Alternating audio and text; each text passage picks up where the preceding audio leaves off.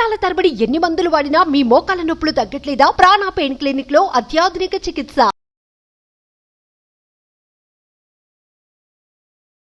నమస్తే, welcome to Suman TV. నేను మీ Suman TV Usha. November మాసానికి సంబంధించి 12 రాశుల వరకు అసలు ఏ విధంగా ఉండబోతుంది, అందులో ప్రత్యేకించి మీన రాశి వరకు అసలు ఏ విధంగా ఉంటుంది, ఈ రాశి వారు ఏ విషయాల్లో జాగ్రత్తలు వహించారో సురేష్ గారిని అడిగి తెలుసుకుందాం. నమస్తే సురేష్ గారు. నమస్కారం అండి ఉషా గారు. మీన రాశి వరకు మనం చూసుకుంటే నవంబర్ మాసంతో అసలు ఏ విధంగా ఉండబోతుంది అంటారు? ప్రత్యేకించి ఈ రాశి వారు ఏ విషయాల్లో జాగ్రత్తలు వహించాలి? ఉషా గారు, మనకి నవంబర్ మాసం మనం చూసుకుంటే ఇదే మాసంలో మనకి కార్తీక మాసం కూడా ప్రారంభం అవుతుందండి. కార్తీక మాసం అనగానే మనకి శివులకి కేశవులకి అత్యంత ప్రీతికరమైన మంత్ అనమాట. ఈ మాసంలో మనం ఏ పూజ ఆధ్యాత్మకంగా చేసుకోగలిగిన దానివల్ల ఎంతో పుణ్యం ఉంటుంది అని చెప్పేసి మనకి కార్తీక పురాణంలో విషేదించారనమాట. ఈ మాసంలో మనం ఏం చేసామంటే ఈ మీనరాశి వారికి అన్ని గ్రహాలను పరిశీలించి మన పురాతన జ్యోతిష శాస్త్ర గ్రంథం ప్రకారం వాటిని అంతా విశ్లేషణ చేసి వాళ్ళకి సంబంధించి ఎలా ఉండబోతుంది ఈ మంతు, తర్వాత వాళ్ళలో నక్షత్ర దోషాలు ఏమున్నాయి, తర్వాత గ్రహ దోషాలు ఏమున్నాయి, అవన్నీ కూడా మనం చెప్పడం జరిగిందనమాట.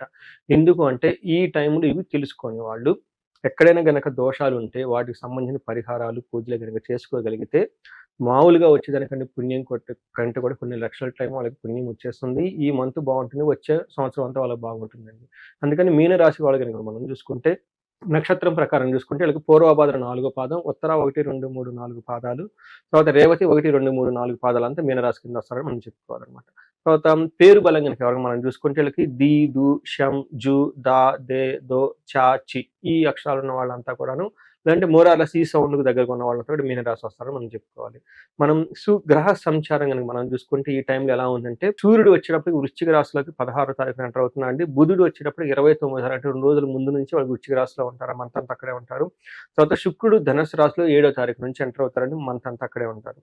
కుజుడు కర్కాటక రాశిలో అక్టోబర్ 20 నుంచి వీళ్ళకి ఆల్మోస్ట్ 2 months అక్కడే ఉండేసి కుజ స్తంభం జరగటం వల్ల కూడాను దానిని కూడా కన్సిడరేషన్ తీసుకొని ఈ 4 ప్లానెట్స్ యొక్క సంచారం వల్ల వాళ్ళకి ఎలా ఉంటుందో చూద్దాం. ఫస్ట్ మనకి జ్యోతిష శాస్త్రంలో లఘు గోచారం, సూక్ష్మ గోచారం అంటారు. ఈ కాన్సెప్ట్ ని బేస్ చేసుకొని చూసుకుంటే 16th ముందు వీళ్ళకి సూర్యుడు యొక్క చలనానికి ముందు తర్వాత చూసుకుంటే ముందు ఎలా ఉంటుందంటే పీడం అంటే శారీరకంగా ఏదో ఒక బాధ ఉంటుంది వాళ్ళకి. తర్వాత ధనం ప్రకారంగా లాస్ ఉంటుంది, అర్ధనాశనం అంటారు. విఘ్నం ఏదైనా కనుక పని చేస్తే ఆటంకాలు కలిగే అవకాశం ఎక్కువగా ఉంది. స్త్రీ సుఖాప్తి అని చెప్తుంటే ఫ్రెండ్స్ ద్వారా కానీ లేడీస్ ద్వారా కానీ వీళ్ళకి ఒక హ్యాపీనెస్ వచ్చే మూమెంట్స్ కూడా ఉన్నాయి అనమాట. ధనాన్ని కోల్పోయే అవకాశం ఎక్కువగా ఉంది. ఏదైనా కనుక పనులు చేస్తే విఘ్నాలు కలిగే అవకాశం ఎక్కువగా ఉంది. కలహము గొడవలు వచ్చే అవకాశం ఎక్కువగా ఉంది. కాబట్టి ఈ రాశి వాళ్ళు కొంచెం జాగ్రత్తగా ఉండాలి. మన సూర్యుని యొక్క సంచారం కనుక చూస్తుంటే వాళ్ళు మిక్స్డ్ రిజల్ట్ ఇస్తున్నారని చెప్పుకోవాలండి. ఏ విధంగా మిక్స్డ్ రిజల్ట్ అంటే ఫస్ట్ వాళ్ళకి నిందాపరాధం, కలహం, నిర్దోషం, ధనక్షయ, పుణ్య లాభార్థ నాసచ్చ అని చెప్తారనమాట. ఏదైనా కనుక మంచి పనులు కనుక చేయాలనుకుంటే ఈ టైంలో ఆ కార్యాలకి విఘ్నాలు కలిగి ఆటంకాలు వస్తాయి.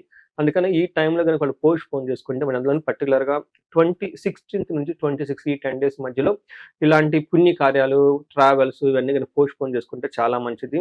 తర్వాత నిర్దోషం అంటే వీళ్ళకి మీద వీళ్ళు ఏ తప్పు చేయమని కానీ వీళ్ళ మీద నిందపడే అవకాశం ఎక్కువగా ఉంది. వేరే వాళ్ళు నిందిస్తారు, గొడవలయ్యే అవకాశం ఎక్కువగా ఉంది అని చెప్తుంటారు. అందుకని చెప్పి పెద్దలతో గొడవలు, బంధు విరోధం జరిగే అవకాశం ఎక్కువగా ఉంది.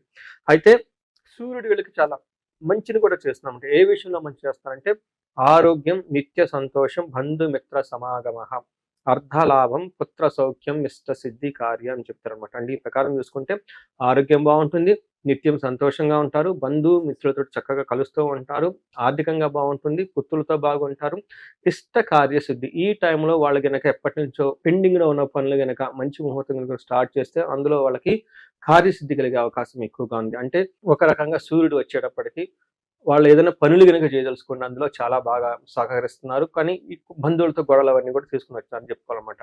కుజుడు అంత సరిగ్గా యోగ్యతను ఇవ్వట్లేదు. కుజుడికి సంబంధించిన విషయం చాలా జాగ్రత్తగా ఉండాలి. ఏ విషయంలో అంటే దేహ జాడ్యం, సంతాపం, కాల అతిక్రమ భోజనం, దురితం, కర్మ లాభచ్చ అని చెప్తూ ఉంటారు. అంటే ఏమంటే శారీరకంగా ఏదో బిగుసుకుపోయినట్టుగా ఉండి బాధపడే అవకాశం ఎక్కువగా ఉంటుంది. సంతాపం అంటే ఇలా తెలిసిన బంధువుల్లో కానీ ఏదైనా కానీ ఒక అపశృతి జరిగి దానికి సంబంధించి బాధపడే అవకాశం ఎక్కువగా ఉంది.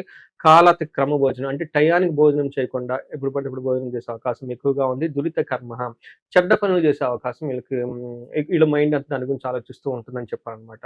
అయితే 8th house లో కూడా దృష్టి ఉండటం వల్ల ఈ టైంలో ఇంట్లో కాకుండా దూర ప్రవాసం బయటకు వెళ్ళి తిరిగే అవకాశం ఎక్కువగా ఉంది. కాబట్టి దాన్ని ఏమంటే దేశాంతరంలో ఉండటం అని చెప్తారనమాట. అదే పనులు జరగకపోవటం, ఇబ్బంది పడే అవకాశము, అప్పుల వాళ్ళ అవమానాలు జరిగే అవకాశం ఎక్కువగా ఉంది. రక్తం కళ్ళకు చూసే అవకాశం కూడా ఉంది. కుజుని వల్ల 8th హౌస్‌లో ఉండటం వల్ల ఇది మంచి ప్లేస్ కాదని అంటే దృష్టి ఉండడం వల్ల మంచిది కాదని చెప్పుకోవాలన్నమాట. అయితే 12 ఇంట్లో దృష్టి ఉండటం కూడా ఏమని చెప్తారంటే బంధు వైర ధనక్షయం అని చెప్తారంట. బంధువులతో గొడవలు రావటం, తదనంగా ధనక్షయము, దేహ పీడ సంచారం అని చెప్తామంట. అంటే శారీరకంగా బాధ ఉండేసి వృధాగా తిరిగే అవకాశం ఇవన్నీ కుజుడు వల్ల ఉన్నప్పుడు కుజుడు వీళ్ళకి అంత యోగ్యతని ఇవ్వట్లేదు కాబట్టి కుజుని విషయంలో చాలా జాగ్రత్తగా ఉండాలి. ఈ యొక్క రిజల్ట్ వీళ్ళకి నవంబర్ అంతే కాదు ఆల్మోస్ట్ డిసెంబర్ మధ్య వరకు కూడా ఈ రిజల్ట్స్ వీళ్ళకి ఎఫెక్టివ్ గా ఉంటాయి అని చెప్పేసి ఇది కొంచెం ఈ మీనరాశి వాళ్ళు గుర్తుపెట్టుకోవాలి. తర్వాత మనకి శుక్రుడు గనక విషయంలో మీరు చూసుకుంటే శుక్రుడు వీళ్ళకి 10th హౌస్ లో ఉండటం వల్ల ఏమవుతుందంటే అండి వెక్కులత అంటే ఏదో ఒక మనసులో బాధపడుతూ ఉంటారు. తర్వాత మర్దనాశనం భయం అని అంటే శత్రువు వల్ల బాధము, ధనం కోల్పే అవకాశము, స్త్రీ సౌఖ్యం హాని అంటే స్త్రీలకు ద్వారా ఏదో ప్రాబ్లం వచ్చి లేదంటే వీళ్ళని స్త్రీలు ఇబ్బంది పెట్టడం జరిగే అవకాశం అవన్నీ ఎక్కువగా ఉన్నాయి కాబట్టి ఇవి 10th హౌస్ లో ఉండటం వల్ల ప్రొఫెషన్ రిలేటెడ్ మ్యాటర్స్ లో ఎక్కువ ఈ ఇన్సిడెంట్స్లు వచ్చే అవకాశం ఎక్కువగా ఉందని గుర్తుపెట్టుకోవాలి. తర్వాత అపజయం ఏమని చూపిస్తుంది. అయితే 4th హౌస్ లో దృష్టి ఉండటం వల్ల అటు మనకి ప్రొఫెషన్‌లో కొంచెం ఇబ్బందులు ఉన్నా గానీ, ఇంటి విషయంలో చాలా బాగుంటుందని చెప్పుకోవాలి. ఏ విధంగా బాగుంటుందంటే ఇంట్లో స్వబుద్ధి, బంధు సన్మానం, స్త్రీ సంభాషణ సంభ్రమ, పుత్రమిత్ర కళాత్రి, విద్యాగోష్ఠు అని చెప్తారన్నమాట. అంటే దీని ప్రకారం ఏం చెప్తారంటే సొంత బంధువులతో చక్కగా ఉంటారు. పుత్రులతోటి, మిత్రులతోటి, భార్యతోటి, తర్వాత అందరితోటి చాలా చక్కగా మాట్లాడుతూ మంచి మంచి ప్లాన్లు చేస్తూ ఆధ్యాత్మికంగా వాళ్ళతో మాట్లాడుతూ ఒక ఉన్నతంగా చాలా ప్రణాళికలు పెట్టుకొని చక్కగా ఉంటారని చెప్పుకోవాలన్నమాట. తర్వాత స్త్రీ సంభాషణ సంభ్రమ లేడీస్తో చక్కగా మాట్లాడటం, వాళ్ళకి కావాల్సిన పనులను చేసుకునే అవకాశం ఎక్కువగా ఉంది. ఇది మనకి మేజర్ గ్రహాల యొక్క స్థితిని బట్టి తెలుసుకోవచ్చు. ఇది కాకుండా మనకి అంగగోచారం అని ఇంకో సిస్టమ్ ఉందండి. ఇందులో మనకి నక్షత్రం వైజ్ ఫలితం వస్తుందన్నమాట. ఇందులో కనుక చూసుకుంటే మనకి ఫస్ట్ పూర్వభాద్ర నక్షత్రం వాళ్ళు ఒక సందర్భంలో ఈ నక్షత్రం వాళ్ళకి కొన్ని చాలా పాజిటివ్ గా ఉంది, కొన్ని ఛాలెంజెస్ కూడా ఉన్నాయని చెప్పుకుంటాం. పాజిటివ్ గా కనుక మనం చూసుకుంటే వీళ్ళకి పూర్వభాద్ర నక్షత్రము వీళ్ళకి వస్త్రలాభం ఉందండి. తర్వాత క్షేమంగా ఉంటారు. ఈ మాసం అంతా చక్కగా వాళ్ళు ఫంక్షన్స్ తోటి తర్వాత పూజలతోటి పురస్కారం చక్కగా గడుపుతారని మనం చెప్పుకోవాలన్నమాట. ఈ మాసం అంతా పూర్వభాద్ర నక్షత్రాలు జయంతో కూడి ఉంటుంది. అది ఇవన్నీ పాజిటివ్గా ఉంటాయి. అయితే 2 విషయాలు చాలా కేర్ఫుల్గా ఉండాలి. ఒకటి ధనానికి కొంచెం ఇబ్బంది పడే అవకాశం ఎక్కువగా ఉంది. దానికి కరెక్ట్గా ప్లాన్ చేసుకొని సరిపోతుంది. దేహ పీడనం సూర్యుని వల్ల వీళ్ళకి శారీరకంగా బాధపడే అవకాశం ఎక్కువగా ఉంది. అందులోని 16th నుంచి 26 ఈ 10 days వీళ్ళు కేర్ఫుల్గా ఉండాలి హెల్త్ విషయంలో. నెక్స్ట్ ఉత్తరాభాద్ర నక్షత్రం కనుక మనం చూసుకుంటే వీళ్ళకి చక్కగా వస్త్రలాభం ఉంది. మంచి మంచి హ్యాపీ మూమెంట్స్లో పరవశం తర్వాత హ్యాపీ మూమెంట్స్లో గడుపుతారు. ఈ మాసం అంతా వీళ్ళకి ఎన్ని కష్టాలు ఉన్నా కానీ జయప్రదంగా ఉంటుంది. అయితే వీళ్ళు కూడాను ఫైనాన్షియల్గా ఇబ్బంది పడే అవకాశం ఎక్కువగా ఉంది కాబట్టి ఫైనాన్షియల్ విషయంలో జాగ్రత్తగా ఉండాలి. నెక్స్ట్ రేవతి నక్షత్రం మనం చూసుకుంటే వీళ్ళకి ఈ మంత్ అంతా చాలా జయప్రదంగా ఉంటుంది. తర్వాత మంచి మంచి హ్యాపీ మూమెంట్స్ తోటి ఫంక్షన్స్ తోటి తర్వాత పుణ్యకార్యాలు చేస్తూ చక్కగా ఫ్యామిలీ మెంబర్స్తో కలిసి ఉంటారు. వీళ్ళకు కూడాను షాపింగ్ చేసినా కానీ ఇంకొకటి చేస్తే జ్యువెలరీ కానీ తర్వాత నగలు కానీ ఇవన్నీ కొనుక్కునే అవకాశం ఎక్కువగా కనిపిస్తుంది. తర్వాత రేవతి నక్షత్రం వాళ్ళకి ఫైనాన్షియల్గా స్ట్రగుల్ అయ్యే అవకాశం కూడా ఎక్కువగా ఉంది. ధనం లేకపోవడంతో కొంచెం ఇబ్బంది పడే అవకాశం ఎక్కువగా ఉంది. సో ఈ 3 నక్షత్రాలు ఇవి కాకుండా మనకి మృత్యు నక్షత్రాలు ఉంటాయి. అంటే ఈ నక్షత్రాలకి వేరే నక్షత్రాల మీద వేరే గ్రహాలు ఉండటం వల్ల క్రూర గ్రహాలు వీళ్ళకి ఎఫెక్ట్ పడే అవకాశం ఉంటుంది. ఇదేమవుతుందంటే కొన్నిసార్లు మనం ప్లాన్ చేసుకోవాలన్నమాట. అన్ప్లాన్డ్ గా కొన్ని అన్ఎక్స్పెక్టెడ్ ఈవెంట్స్ జరిగే అవకాశం ఎక్కువగా ఉంది. ఇలాంటి జరిగే వాళ్ళలో మనం చూసుకుంటే పూర్వభాద్ర వాళ్ళకి అన్ఎక్స్పెక్టెడ్ గా హెల్త్ ప్రాబ్లమ్స్ వచ్చే అవకాశం ఎక్కువగా ఉంది సూర్యుని వల్ల.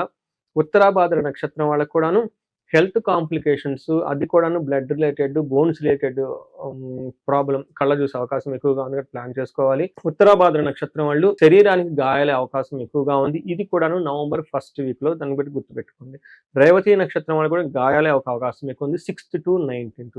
సో ఈ డేట్స్ ఇవి చాలా సెన్సిటివ్. ఆ టైంలో వీళ్ళు కొంచెం జాగ్రత్తగా ఉండాలని చెప్పేసి మనం కోరుతాం. జాతక రీత్యా మీరు చెప్పిన దాని ప్రకారం ఈ మాసాంతం వాళ్ళకి చాలా బాగా కనిపిస్తుంది మీన రాశి వారికి. సో పర్సనల్ గా జాతక రీత్యా ఏదైతే ఉందో రియల్ టైంకి వచ్చేసరికి కొన్నిసార్లు అనుకూలించట్లేదని మాట్లాడుతూ ఉంటుంటారు. అలాంటి వాళ్ళు మిమ్మల్ని అప్రోచ్ అవ్వచ్చు. ఒకసారి మీరు స్క్రీన్ మీద కనిపిస్తున్న నెంబర్ ద్వారా మనకు కనెక్ట్ అవ్వచ్చండి.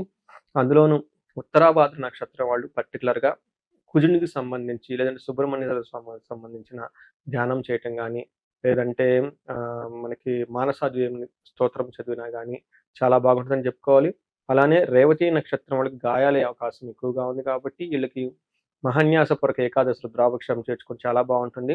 పూర్వభాద్ర నక్షత్రం వాళ్ళకి లక్ష్మి వచ్చే అవకాశం ఎక్కువగా ఉంది కాబట్టి ఈ టైంలో గ్రహాలు అనుకూలంగా ఉన్నా వీళ్ళు కూడా పూజలు చేసుకొని మనకి కుబేర పాశుపతం చేపించుకున్నా లేదంటే అట్లీస్ట్ వాళ్ళు మహాలక్ష్మి మూల మంత్రం జపంతో మహాన్యాసపూర్వక లేదంటే మనకి కలిపి శ్రీ సూక్తం వాళ్ళు పారాయణ చేయించుకున్నా కానీ చాలా బాగుంటుంది. ఉత్తరాభాద్ర నక్షత్రం వాళ్ళకి భార్యాభర్తల మధ్య అన్యోన్యత కలగటానికి వాళ్ళకి సుందరకాండ పారాయణం చేయించుకున్నా కానీ చాలా బాగుంటుంది అని చెప్పేసి మనం వీళ్ళకి ఈ టైంలో కనుక ఇంకా చేయించుకుంటే చాలా బాగుంటుంది కార్తీక మాసంలో అండి. Thank you sir, thank you so much.